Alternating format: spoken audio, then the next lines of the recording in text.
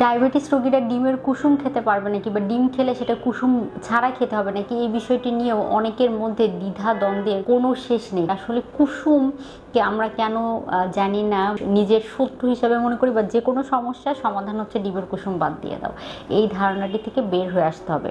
একটি আস্ত ডিমের পুষ্টির মূল উৎস কিন্তু কুসুম। কুসুম যদি আপনি বাদ দিয়ে দেন, আপনি কিন্তু ডিমের অনেক প্রোটিনের পাশাপাশি বিভিন্ন পুষ্টি উপাদান থেকে বঞ্চিত হচ্ছেন। ডিমের কুসুমে ভিটামিন এ পাওয়া যায়, ভিটামিন ডি পাওয়া যায়, ভিটামিন ই পাওয়া যায়, ভিটামিন কে পাওয়া যায়। এই পরিমাণগুলো থেকে, এই পুষ্টি উপাদানগুলো থেকে আপনি বঞ্চিত হচ্ছেন, তাহলে ডিমের সাদা অংশ খেয়ে আপনার কিন্তু শারীরিক পুষ্টি চাহিদার অনেকাংশেই পূরণ করা সম্ভব না। ডায়াবেটিস রোগের সাথে আসলে ডিমের কুসুমের তেমন কোনো সম্পর্ক নেই। আপনি ডায়াবেটিস হলে আপনার রক্তের চিনির মাত্রা কমাতে হবে, কিন্তু ডিম কোনোভাবেই আমাদের রক্তের চিনির মাত্রা বৃদ্ধি করার সাথে ওইভাবে সম্পর্ক আমরা আসলে কোনো গবেষণায়ও খুঁজে পাইনি। তো সেই ক্ষেত্রে দেখা যাচ্ছে অতিরিক্ত পরিমাণে যদি আপনি ডিম গ্রহণ করেন, সেক্ষেত্রে সমস্যা হতে পারে ডায়াবেটিসের পাশাপাশি হার্টের সমস্যা, কোলেস্টেরলের সমস্যা, কিডনি সমস্যা, এগুলো যদি থাকে সেই ক্ষেত্রে অতিরিক্ত ডিম গ্রহণের সমস্যা দেখা দিতে পারে।